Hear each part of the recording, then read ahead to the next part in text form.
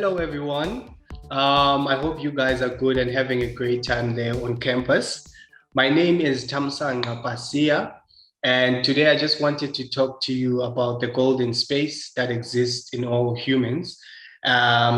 This is a beautiful space and it exists within us, each and every one of us, for us to discover, to explore, and just to enjoy the place and stay there because this is a place that also informs our desires, our dreams, and also it plays an integral part in aligning us with our purpose. Talking about purpose, I know one famous question that each and every one of us has gotten to ask themselves at some point in life, and that is, why are we here, right? We are all familiar with this question, and surprisingly so, we all give different answers to it. And it's okay. But essentially, we are here to live, to be alive, to explore, to free your mind, to desire, to dream, to chase the dream, to fail, to go again, to win, to discover, to unlock, and to share, and so much more. And essentially, you are purposeful. You are highly relevant. You are here for a reason. All capabilities to unlock all possibilities and be all that you wish to become in this lifetime already exist in you because you are priceless. You are good enough. You are greatness. You are a masterpiece, but only when you are yourself, right? So you need to understand your worth, that as a person, you can't be incomplete. You can't be less greatness. You can't be unpurposeful. You were born complete and good enough for any task that you may be willing to take here on earth in terms of aspirations, whatever that you would like to become, essentially. In fact, you are gold. If you think about gold, miners can never create gold, but their task is just to find gold and to craft it, to burn it, to wash it so that they clean it and craft whatever idea they might be having.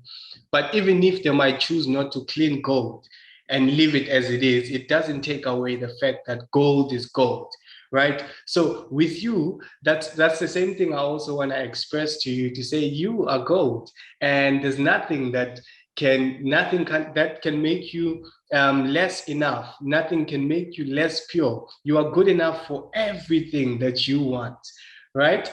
But what is it that pushes us into self-doubt, into limiting ourselves and making us to feel like we are not good enough for anything here on earth, or the things that we aspire to be, even though we are already divinely equipped? What is it that causes us not to believe that we are actually good enough, right? I'll tell you this. There is a biggest battle that all humans, we are facing as humans, a battle that each one of us must fight and overcome each and every day. And this is the battle of a mindset, a battle against a positive mindset. A famous rapper or singer, Lauryn Hill, once wrote something in one of her songs. She said, "There's a war in the mind over territory for the dominion. Who will dominate the opinion?" So essentially, this battle is against the mind to challenge and ultimately conform our visions of ourselves and the things that we want. So this battle basically has been declared so that it changes a positive mindset, an optimistic mindset, into becoming a negative mindset or a pessimistic mindset, so that we can learn to make trade-offs of who we really are and what we really want, believing that less is good enough, calling it being realistic. But the reality is, when when an optimistic mindset is transformed into a pessimistic mindset, we just learn to articulate excuses more adequately, right? So I'm sure you wonder how the mindset happens, how it is actually transformed into becoming a negative one, because we are born with positive mindsets. And this changes over time because of our worst life experiences that we come across here on earth, if these experiences that we experience, that we go through, especially the worst ones, if we do not embrace them sincerely, then they become a weapon of mass destruction against us, enabling us to have a negative mindset. So from what must happen is that from every event that you experience, whether pleasant or unpleasant, a substantial key takeout should be noted, because if not, then the mind will have a say on every move that you plan to make by replaying the outcomes of the previous event, especially the ones that didn't go so well, right? So a negative mind will always lead you into thinking that a challenge is a problem, but that's not the case. But in the interest of the mind, in this case, in this context, let's say a challenge is a problem. So why do we actually have problems? According to Coulomb's law, negative and negative, when they meet, there's just repulsion. Nothing good comes from it. But when negative and positive meet, then there's power, there's transformation.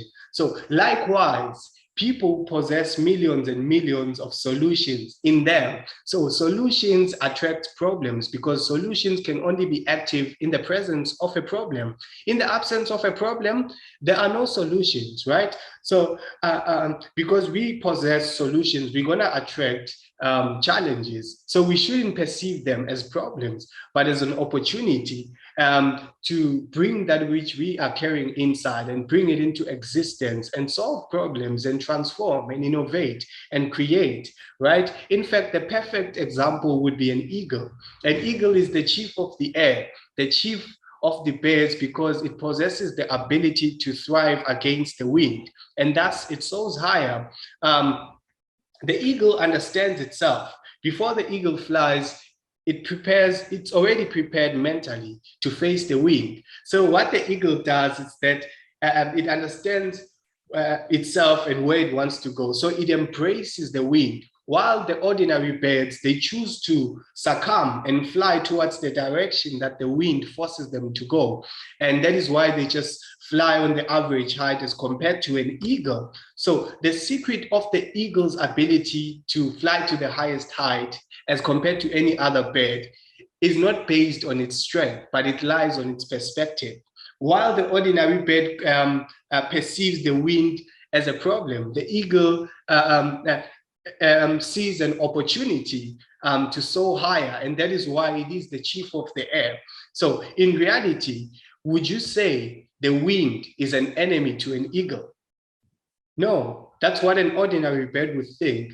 So in this context, why then would you consider challenges to be problems in your life? Because that's an opportunity for you to hit another level, because it's actually the wind that helps the eagle to even fly much more higher compared to any other bird, right? So your ability to embrace challenges and resist conforming to a negative mindset will set you apart to a point that what looks like victory to other people will just be a lifestyle to you.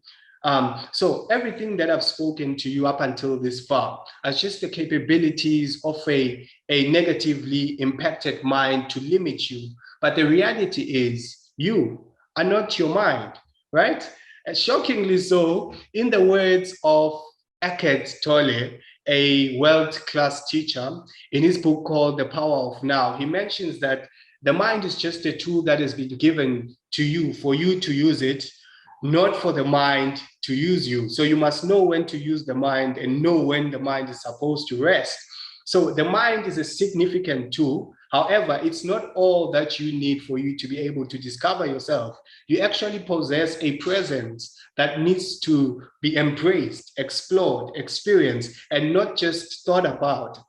So the mind is not you, right? There's a time to use it to think, solve complex problems, but there's a time to put it at rest. In fact, I don't know, but have you noticed how the amazing ideas only hit you when you are not expecting, right? They hit you maybe when you are in the shower, maybe playing a soccer game, it's because in that moment, you're actually experiencing the eureka moment, the aha moment.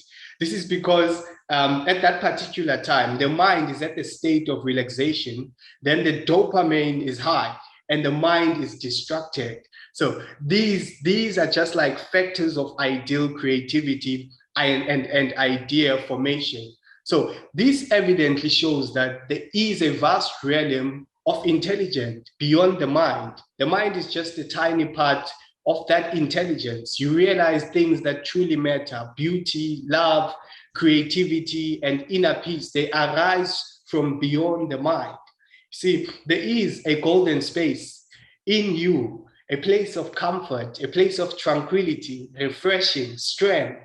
And it all exists in you for you to experience it and enjoy it. This is a space to explore inside you, a space of completeness. This is where the magic happens, but even magic is not the best word for description for this space. But for a lack of a better word, I call it the golden space. Once you get hold of this space, it changes everything you know about yourself. This is a space of relaxation, a distracted mind, and where dopamine is high. And once you tap into this space, you realize that you've always been relying on your mind to try and discover yourself. But then you come into knowledge that you actually have a presence that is always present, a depth of no limitations, where no impossibilities, expectations actually exist. It is in this depth where it will be an abomination for anxiety and fear to actually exist. The golden space should ideally be the one that informs our minds, not the other way around. This is like a reset mode for all people. Even a negatively affected mind is renewed in this space. The golden space is not a physical space. It doesn't have a definite definition because it's not objective, but it depends on our personal experiences. It's not a space to be understood, but it's a space to be experienced. And in saying that, I'll just borrow the words of Miriam Williamson, who said, our deepest fears is not that we are inadequate. Our deepest fears is that we are powerful beyond measure. So the deepest fear that humans can have is finding out the biggest or the craziest or the wildest things that they can actually do in a good context, though. And that, with all that being said, I would like to say thank you. Go and find your golden space. Go and tap in there. Go and enjoy it. Thank you.